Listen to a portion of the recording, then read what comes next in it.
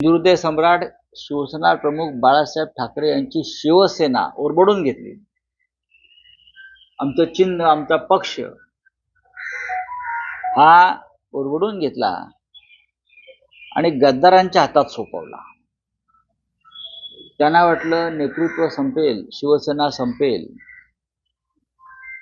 पण त्या संकट काळात सुद्धा माननीय उद्धव ठाकरे साहेब जिद्दीने उभे राहिले।